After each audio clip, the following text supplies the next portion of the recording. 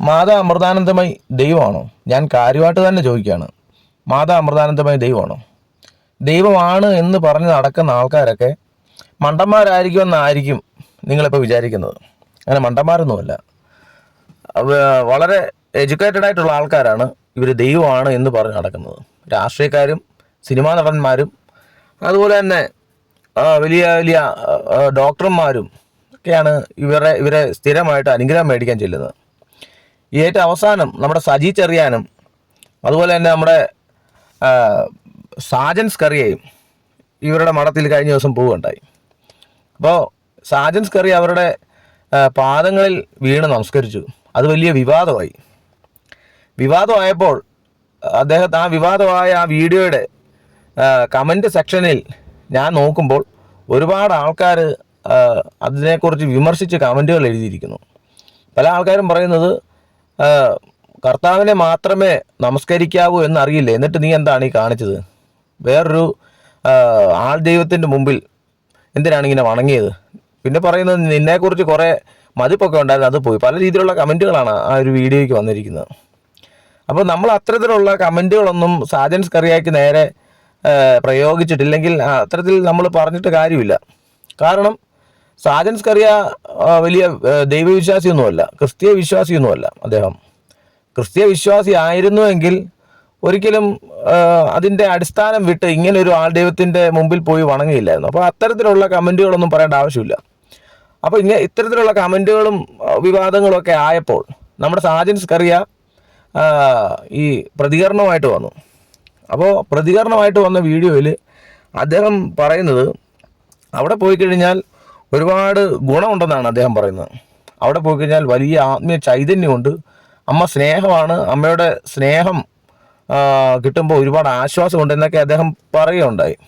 അതുപോലെ തന്നെ അദ്ദേഹം പറയുകയാണ് UN ഐക്യരാഷ്ട്ര സംഘടനയിൽ പോയി അമ്മ മലയാളത്തിൽ പ്രസംഗിച്ചു. അമൃതാനന്ദമയി UN മലയാളത്തിൽ സംസാരിച്ചു. ആദ്യമായി മലയാളത്തിൽ സംസാരിക്കുന്ന ഒരാളാണ്. പിന്നീട് അമ്മ വീണ്ടും UN സംസാരിച്ചിട്ടുണ്ട്. മലയാളത്തിൽ മറ്റാരും സംസാരിച്ചിട്ടില്ല. മലയാളത്തിൽ പ്രസംഗിച്ചപ്പോൾ കേരളത്തിലെ സർക്കാർ അവരെ ഒരുപാട് ആദരിക്കുകയുണ്ടായി. അപ്പം ഐക്യരാഷ്ട്ര സംഘടനയിൽ പോയി ഇല്ല UN യോഗത്തിൽ ചെന്ന് മലയാളത്തിൽ പ്രസംഗിക്കുന്നത് കൊണ്ട് തന്നെ കുഴപ്പം? ഒരു കുഴപ്പമില്ല. മലയാളത്തിൽ സംസാരിക്കുന്നതുകൊണ്ട് വലിയ കുഴപ്പമൊന്നുമില്ല. കാരണം എൻ്റെ അറിവ് ശരിയാണെങ്കിൽ ചൈനയിലുള്ള ആൾക്കാർ അവിടെ ചൈന ഭാഷയാണ് സംസാരിക്കുന്നതാണ് കേട്ടിട്ടുള്ളത്. അപ്പം മലയാളം ഒരു ഭാഷയുണ്ട്, മലയാളത്തിൽ അവിടെ പോയി സംസാരിക്കുന്നതുകൊണ്ട് ആക്ഷേപമൊന്നുമില്ല. പക്ഷേ ഇതേതാണ്ട് വലിയ കാര്യമാണ് എന്ന് തരത്തിൽ പറയുന്നത് അത് ശരിയല്ല. കാരണം അവർക്ക് മലയാളമല്ലാതെ മറ്റൊരു ഭാഷ അറിയില്ല. അതുകൊണ്ടാണ് ആ ഗതികേടിൻ്റെ പുറത്താണ് അവർ മലയാളത്തിൽ സംസാരിച്ചത്. അതുകൊണ്ട് ഇവർ പൊക്കിപ്പിടിച്ച് അമ്മ മലയാളത്തിൽ സംസാരിച്ചു. പലപ്പോഴും ഈ ആൾ ദൈവങ്ങൾക്കൊക്കെ ഒരു പ്രശ്നം വരുന്നത് മറ്റു പല രാജ്യങ്ങളിലും പോകുമ്പോൾ ഈ മലയാളത്തിലൊക്കെ സംസാരിക്കണ്ട, ഹിന്ദിയിലൊക്കെ ഉണ്ടല്ലോ, നമ്മുടെ നോർത്ത് ഇന്ത്യയിലുണ്ടല്ലോ ഒരുപാട് ദൈവങ്ങൾ. അവരൊക്കെ ഈ ഇന്ത്യ വിട്ട് വെളിയിൽ പോകുമ്പോഴാണ് അവരുടെ ഈ ദൈവീകത്വം പലപ്പോഴും പൊളിയുന്നത്. അങ്ങനെ മാതാ അമൃതാനന്ദമയി മലയാളത്തിൽ പ്രസംഗിക്കേണ്ടി വന്ന ആ ദുരവസ്ഥ അവരുടെ ഈ ദൈവീകത്വം പൊളിഞ്ഞു എന്ന് തന്നെ നമുക്ക് വേണം പറയാം. അപ്പോൾ ഇതൊക്കെ സത്യം പറഞ്ഞാൽ ശുദ്ധ തട്ടിപ്പെന്നൊക്കെ പറയാനേ പറ്റത്തുള്ളൂ. ശുദ്ധ തട്ടിപ്പെന്ന് പറഞ്ഞാൽ ഇവിടെയൊക്കെ നടക്കുന്ന ഈ ആൾ ദൈവത്തിൻ്റെയൊക്കെ അടുക്കൽ പോകുന്നത് ഇതിനൊന്നും വലിയ കാര്യമൊന്നുമില്ല. സത്യം പറഞ്ഞ് സജി ചെറിയാനൊക്കെ അവിടെ പോയത് വോട്ട് പിടിക്കാനാണെന്നുള്ള കാര്യത്തിൽ യാതൊരു സംശയമില്ല. കുറച്ച് വോട്ടുകൾ കിട്ടും. എന്നാൽ ഈ സജി ചെറിയാൻ ഈ ഇലക്ഷൻ്റെ സമയത്തോ ഒക്കെയാണ് അവിടെ പോകുന്നത്. അതിനു മുമ്പൊന്നും ഇവരാരും അവിടെ പോകുന്നില്ല.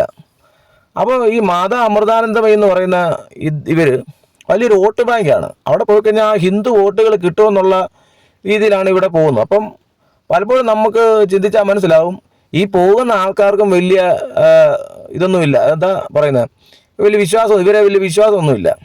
ഈ രാഷ്ട്രീയക്കാരുടെ കാര്യമാണോ പറയുന്നത്? പോകുന്ന ആൾക്കാർക്കും വലിയ വിശ്വാസമൊന്നുമില്ല. ഇവർ വോട്ട് കിട്ടണം എന്ന രീതിയിലാണ് ഇവരിവിടെ പോകുന്നത്. അപ്പോൾ അവിടെ സത്യം പറഞ്ഞു കഴിഞ്ഞാൽ ഇവിടെ ഇതൊക്കെ പലപ്പോഴും ഈ നമ്മുടെ ഈ ആൾ ദൈവങ്ങളൊക്കെ ശുദ്ധ തട്ടിപ്പൊക്കെ തന്നെയാണ്. അതിൽ യാതൊരു സംശയമില്ല. ഞാൻ വീണ്ടും പറയുകയാണ്, ആൾ ദൈവങ്ങളെന്നും പുറകെ പോയിട്ട് യാതൊരു കാര്യമില്ല. ഒരു കാലത്ത് ഈ അമൃതാനന്ദമയി ഞാൻ ദൈവമാണെന്നും ഒരുപാട് ശക്തി ഉണ്ടെന്നും ഒരുപാട് സിദ്ധി ഉണ്ടെന്നും ഒക്കെ പറഞ്ഞു നടന്ന ഒരാളാണ്. എന്നാൽ ഇപ്പം അതിൽ നിന്നും കുറച്ചൊക്കെ അവർ താഴോട്ട് വന്നിട്ടുണ്ട്. അതായത് ഇപ്പം നമ്മൾ പറയാണ് അമൃതാനന്ദമയി ദൈവമാണോ എന്ന് ഇവരുടെ അനുഗാമികളോടൊക്കെ ചോദിച്ചു കഴിഞ്ഞാൽ ഇവർ പറയുന്നത് അമ്മ അങ്ങനെ ദൈവമൊന്നുമല്ല, അമ്മയ്ക്ക് അങ്ങനെയുള്ള കഴിവൊന്നുമില്ല, അമ്മ സ്നേഹമാണ്, അമ്മ കരുണയാണ്, അമ്മ വലിയ സ്നേഹത്തിൻ്റെ അറിവിൻ്റെ നിറകുടമാണ് എന്നൊക്കെയാണ് ഇവർ പറയുന്നത്. അപ്പം പണ്ടുണ്ടായിരുന്ന ആ ദൈവീകത്വത്തിൽ നിന്ന് അവരൊക്കെ ഇപ്പം താഴോട്ട് ഇറങ്ങിയിട്ടുണ്ട്. കാരണം ഈ കാലം ഇത്ര പുരോഗമിച്ചതുകൊണ്ടാവാം ഒരു പക്ഷേ ആ പരിപാടിയൊക്കെ ഇനിയിപ്പം നടക്കില്ല എന്ന് തോന്നിയോണ്ടാണോ എന്നും അറിയത്തില്ല. ഇപ്പം അവർ ദൈവമൊന്നുമല്ല, ഒരു കാലത്ത് ദൈവമാണ് എന്ന് തന്നെയാണ് അവർ പറഞ്ഞുകൊണ്ടിരുന്നത്. ഇപ്പം സ്നേഹമാണെന്നാണ് അവർ പറയുന്നത്. സത്യം പറഞ്ഞു കഴിഞ്ഞാൽ ഇനിയിപ്പോൾ ദൈവമാണെന്ന് പറഞ്ഞ് നടക്കേണ്ട ആവശ്യമൊന്നുമില്ല.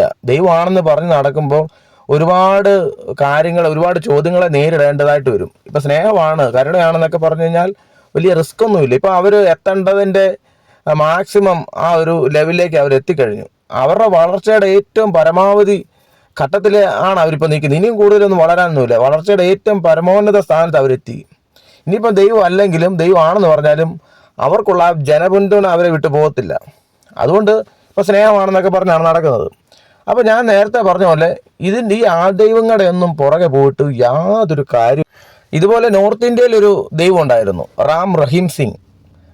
അദ്ദേഹം 2 യുവതികളെ ബലാത്സംഗം ചെയ്ത കേസിൽ പഞ്ചാബ് ഹൈക്കോടതി 20 വർഷത്തേക്ക് ശിക്ഷിച്ചിട്ട് അയാൾ ജയിലിൽ ഇപ്പോഴും കിടപ്പുണ്ട്.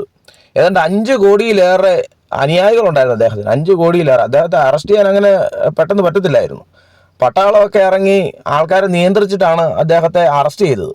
അദ്ദേഹത്തെ ആൾക്കാർ വിളിക്കുന്നത് സൂപ്പർ റോക്ക് സ്റ്റാർ ബാബ എന്നാണ് അദ്ദേഹത്തെ വിളിച്ചുകൊണ്ടിരുന്നത്. അതുപോലെ ഒരു വ്യത്യസ്തമായ ഒരു ദൈവമായിരുന്നു അദ്ദേഹം. ഇന്ത്യ കണ്ടതിൽ ഒരു വ്യത്യസ്തമായൊരു ദൈവം. ഈ ആൽബം സോങ്ങുകളൊക്കെ ചെയ്യും, ഈ സിനിമാസ്റ്റിക് സ്റ്റൈലിൽ ഈ സ്റ്റണ്ടൊക്കെ നടത്തുകയൊക്കെ ചെയ്യുന്ന ഒരു ദൈവമായിരുന്നു അദ്ദേഹം. ഇതുപോലെ തന്നെ സ്വയം പ്രഖ്യാപിത ദൈവമായിരുന്നു. അപ്പോൾ അയാൾ 2 യുവതികളെ ബലാത്സംഗം ചെയ്തു. ആ ദൈവം അന്ന് അദ്ദേഹത്തെ ജയിലിലടയ്ക്കുമ്പോൾ മലയാള മനോരമ റിപ്പോർട്ട് ചെയ്തത് ആൾ ദൈവം അഴിക്കുള്ളിൽ നിന്നാണ് മലയാള മനോരമ റിപ്പോർട്ട് ചെയ്തത്. അപ്പോൾ നോക്കുക, ഇതുപോലുള്ള ആ ദൈവങ്ങളുടെയൊക്കെ അവസ്ഥ നോക്കുക. അപ്പം അതുപോലെ തന്നെ ഈ ആത്മീയത്തിൻ്റെ മറവിൽ അദ്ദേഹം ബിസിനസ് വളർത്തി, ഒത്തിരി കാശുണ്ടാക്കി. അദ്ദേഹം വലിയ ആഡംബര ജീവിതം നയിച്ച ഒരു മനുഷ്യനായിരുന്നു അദ്ദേഹം. അതുപോലെ അന്നത്തെ കാലത്ത് ഈ പട്ടാളത്തിൽ നിന്നും പോലീസിലൊക്കെ വിരമിച്ച ആൾക്കാരെ വെച്ച് അദ്ദേഹം വലിയൊരു സൈന്യം ഉണ്ടാക്കി. ഏതാണ്ട് 10,000-ലധികം ആൾക്കാർ അദ്ദേഹത്തിൻ്റെ സൈന്യത്തിൽ, സ്വന്തമായിട്ട് സൈനിക ശക്തി ഉള്ള ആളായിരുന്നു ആൾ ദൈവം. അപ്പോൾ ഈ 10,000 പേര് സ്വന്തം ജീവൻ ബലി കൊടുക്കാൻ വരെ തയ്യാറായിട്ടുള്ള സൈന്യമായിരുന്നു അദ്ദേഹത്തിനുണ്ടായിരുന്നത്. അപ്പോൾ നോക്കണം, ഒരു ആൾദൈവത്തിൻ്റെ കാര്യമാണ് ഞാനിപ്പം പറഞ്ഞത്. അതുപോലെ തന്നെ മറ്റൊരു ആൾദൈവമായിരുന്നു അസ്രാം ബാപ്പു എന്ന് പറഞ്ഞൊരു മനുഷ്യൻ. അദ്ദേഹം ഈ സ്വയം പ്രഖ്യാപിത ദൈവമായിരുന്നു. ഇദ്ദേഹം 2 സഹോദരിമാരെ തുടർച്ചയായി 4-5 വർഷം അടുപ്പിച്ച് ഇങ്ങനെ വർഷങ്ങളോളം ഇങ്ങനെ പീഡിപ്പിച്ചുകൊണ്ടിരിക്കുകയായിരുന്നു. ഈ ഒരു കേസിൽ അദ്ദേഹത്തിൻ്റെ മകനും പ്രതിയാണ്. അപ്പോൾ ഇദ്ദേഹം വലിയ ജനപിന്തുണയുള്ള ആളാണ്. ഈ പറയുന്ന പോലെ അമൃതാനന്ദമയുടെ കാര്യം പറഞ്ഞ പോലെ ഭയങ്കര ജനപിന്തുണ ഉള്ള ആളാണ്. അദ്ദേഹത്തെ അങ്ങനെ പെട്ടെന്നൊന്നും അറസ്റ്റ് ചെയ്യാൻ പറ്റത്തില്ലായിരുന്നു. കാരണം അദ്ദേഹം വലിയൊരു വോട്ട് ബാങ്കായിരുന്നു. അപ്പോൾ നോക്കണം, ഈ 2 സംസ്ഥാനങ്ങൾ, അതായത് ഗുജറാത്തും രാജസ്ഥാനും, ഈ 2 സംസ്ഥാനങ്ങളിലെ സർക്കാർ അദ്ദേഹത്തെ സംരക്ഷിച്ചു എന്നുള്ള കാര്യമാണ്. അദ്ദേഹത്തെ അറസ്റ്റ് ചെയ്യാൻ പറ്റിയില്ലായിരുന്നു. കാരണം ഈ 2 സംസ്ഥാനത്തിലെ സർക്കാർ അയാളെ സംരക്ഷിക്കുകയായിരുന്നു. അപ്പോൾ ഇദ്ദേഹത്തിൻ്റെ മകനും ഈ ഒരു കേസിൽ തന്നെ പ്രതിയാണ്. അതുപോലെ തന്നെ 14-കാരിയായിട്ടുള്ളൊരു പെണ്ണിനെയും ഇയാൾ ബലാത്സംഗം ചെയ്തിട്ടുണ്ട്. അപ്പോൾ ഇതുപോലുള്ള ആൾദൈവങ്ങൾ സ്ഥിരം പരിപാടിയാണ്. ഇതുപോലുള്ള പീഡനങ്ങളും ഇതുപോലുള്ള ആത്മീയത്തിൻ്റെ മറവിലുള്ള ധനശേഖരമൊക്കെ ഇവരുടെ സ്ഥിരം നമ്പറാണ്. പലപ്പോഴും രാഷ്ട്രീയക്കാർ അവിടെ പോകുന്നത് അവർക്ക് വോട്ട് കിട്ടാൻ വേണ്ടിയായിരിക്കും അവർ ഒരുപക്ഷെ അവിടെ പോകുന്നത്. പക്ഷേ മോഹൻലാലിനെ പോലുള്ള ആൾക്കാർ അവിടെ പോകുന്നത് എന്തിനാണെന്ന് എനിക്ക് മനസ്സിലായിട്ടില്ല. ഞാൻ വിചാരിക്കുന്നത് അദ്ദേഹം തെറ്റിദ്ധരിച്ചുകൊണ്ട്, അതല്ലെങ്കിൽ ഇതുപോലെ വലിയ ദൈവിക ചൈതന്യം, ഇല്ലെങ്കിൽ ദൈവത്തെ തൊടാൻ, അല്ലെങ്കിൽ പാദങ്ങളിൽ വീണ് നമസ്കരിച്ച് എന്തൊക്കെയോ കിട്ടുമെന്നൊക്കെ വിചാരിച്ചുകൊണ്ടായിരിക്കും മോഹൻലാലിനെ പോലുള്ള ആൾക്കാർ അവിടെ പോകുന്നത്. മോഹൻലാലിന് ഏതായാലും ജനപിന്തുണയും വോട്ടിൻ്റെ ഒന്നും ആവശ്യമില്ലല്ലോ, അദ്ദേഹം രാഷ്ട്രീയക്കാരനല്ല. അപ്പോൾ ഇവരൊക്കെ പോകുന്നത് വലിയ ആശ്വാസത്തിനും കരുണയ്ക്കൊക്കെ വേണ്ടിയാണ് പോകുന്നത്. ഞാൻ ഓർക്കുന്ന ഏതാണ്ട് 13 വർഷങ്ങൾക്ക് മുമ്പ് ഒരു സപ്തസിംഗ് എന്ന് പറയുന്ന ഒരു മനുഷ്യൻ, മനോരോഗിയാണ്.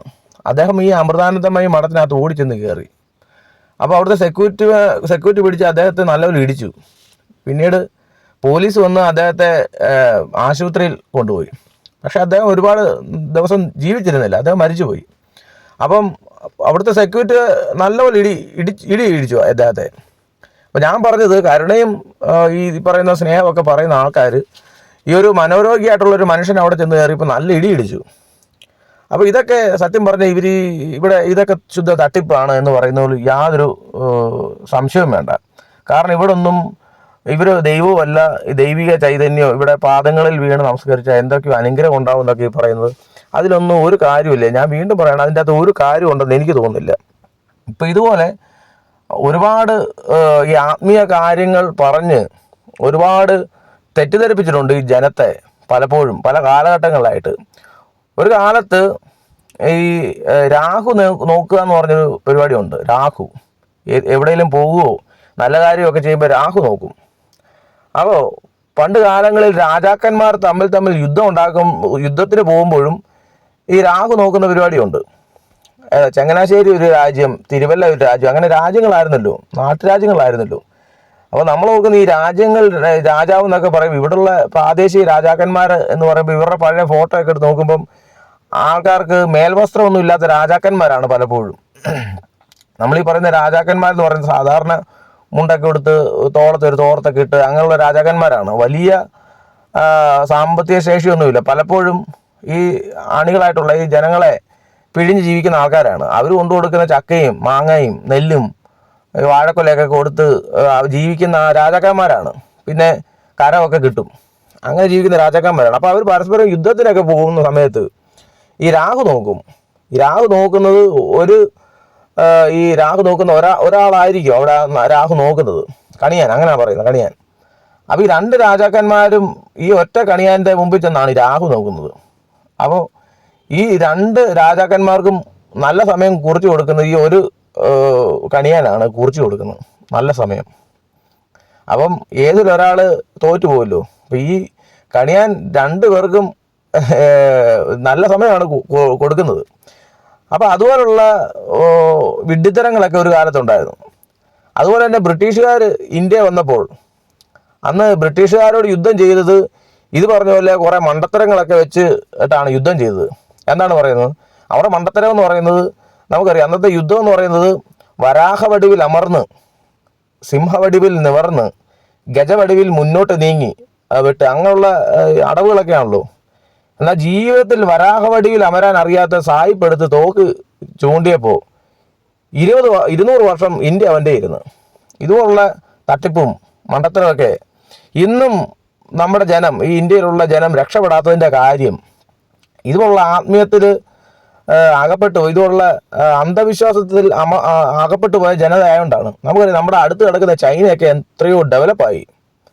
അവരൊക്കെ ഇന്ന് അമേരിക്കയെ വെല്ലുവിളിക്കത്തക്കവണ്ണം അവർ വളർന്നു.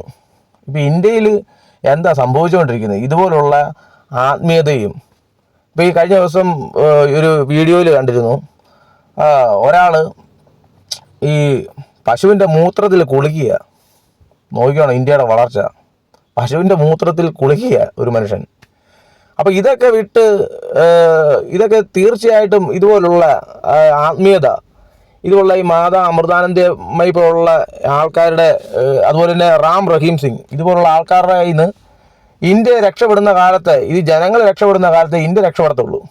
വീണ്ടും വീണ്ടും നമ്മുടെ രാഷ്ട്രീയക്കാരും നമ്മുടെ സിനിമാ നടന്മാരും നമ്മുടെ ഡോക്ടർമാരും വലിയ വലിയ ആൾക്കാരൊക്കെ ഇതുപോലുള്ള സ്ഥലങ്ങളിൽ ചെന്ന് നമുക്ക് തരുന്ന മെസ്സേജുകൾ ഇതാണ് നല്ലത്, ഇതാണ് കേമം എന്ന തരത്തിലാണ് പുതിയ തലമുറകൾക്ക് നമുക്ക് തരുന്ന, നമ്മളെ പഠിപ്പിക്കുന്ന പാഠങ്ങൾ. പിന്നെ അങ്ങനെ വളരും, ഇന്ത്യ എങ്ങനെ വളരും, കുട്ടികൾ എങ്ങനെ വളരും, ഇതൊക്കെയാണ് കുട്ടികൾ പഠിക്കുന്നത്. ഇതെന്തോ വലിയ കാര്യമാണെന്ന നിലയിലാണ് പുതുതലമുറ പഠിക്കുന്നത്. അപ്പോൾ ഇതിലൊന്നും ഒരു കാര്യമില്ല. ഇതിൽ നിന്നൊക്കെ രക്ഷ നേടിയാൽ മാത്രമേ പുതിയ വരുന്ന തലമുറയ്ക്കൊക്കെ ഇനിയും രക്ഷപ്പെട്ടു പോകാൻ പറ്റത്തുള്ളൂ. കഴിഞ്ഞ ദിവസം ഞാനൊരു വീഡിയോ കണ്ടു. ഒരു മനുഷ്യൻ ഇങ്ങനെ പറയുകയാണ്, 500 വർഷങ്ങൾക്ക് മുമ്പേ ശ്രീകൃഷ്ണനായിട്ട് ജനിച്ചത് ഞാനാണ്. അതുപോലെ പത്മനാഭ സ്വാമി ക്ഷേത്രത്തിൽ ഇരിക്കുന്ന ആള് ഞാൻ തന്നെയാണ്, മഹാവിഷ്ണുവും ഞാൻ തന്നെയാണ്. സ്വാമി ക്ഷേത്രത്തിൽ ഇരിക്കുന്നതും താങ്കൾ തന്നെയാണ്? തീർച്ചയായിട്ടും ഞാൻ തന്നെയാണത്. മഹാവിഷ്ണു ഞാൻ തന്നെയാണ്, ശ്രീകൃഷ്ണനും ഞാൻ തന്നെയാണ്, എൻ്റെ ഗുരുവായൂരുള്ള ശ്രീകൃഷ്ണനും ഞാൻ തന്നെയാണ്. ഇതുപോലുള്ള മണ്ടത്തരങ്ങളൊക്കെ ഒരുപാട് ആൾക്കാർ നമ്മുടെ ചുറ്റും പറയുന്നുണ്ട്. തമിഴ്നാട്ടിൽ ചെന്ന് കഴിഞ്ഞാൽ ഇതുപോലുള്ള മണ്ടന്മാരെ കൊണ്ട് ഒരുപാട് മണ്ടന്മാരുണ്ട്, ഇതുപോലുള്ള കാര്യങ്ങളൊക്കെ പറയുന്ന ഒരുപാട് ആൾക്കാരുണ്ട്. അപ്പോൾ നമ്മുടെ ജേർണലിസവും നമ്മുടെ രാഷ്ട്രീയ പ്രവർത്തനവും ഒന്നും പുതിയ തലമുറയെ ഇതുപോലെ പിന്നോട്ടടിക്കുന്ന തരത്തിലാകരുത്. അതാണ് എനിക്ക് നിങ്ങളോട് പറയാനുള്ളത്. അപ്പോൾ നമ്മുടെ മാതാ അമൃതാനന്ദമയിക്ക് ഈ ശബരിമല എന്താണെന്നോ ശബരിമലയിൽ പോകുന്നത് എന്തിനാണെന്ന് പോലും അറിയാമെന്ന് എനിക്ക് തോന്നുന്നില്ല. അതുപോലുള്ള കാര്യങ്ങളാണ് അവർ പറഞ്ഞിട്ടുള്ളത്. അപ്പോൾ ഇനിയും വരുന്ന തലമുറയ്ക്ക് നിങ്ങൾ നല്ല മാർഗം കാണിച്ചു കൊടുക്കുന്നതായിരിക്കണം നിങ്ങളുടെ രാഷ്ട്രീയ പ്രവർത്തനവും നിങ്ങളുടെ ജേർണലിസവും ഒക്കെ. അപ്പോൾ ഇതിനെക്കാട്ടും നല്ലൊരു വീഡിയോയുമായി വരാം. എല്ലാവർക്കും നന്ദി, നമസ്കാരം. ശരണയ്യപ്പ സ്വാമിയെ കീ ജയ്.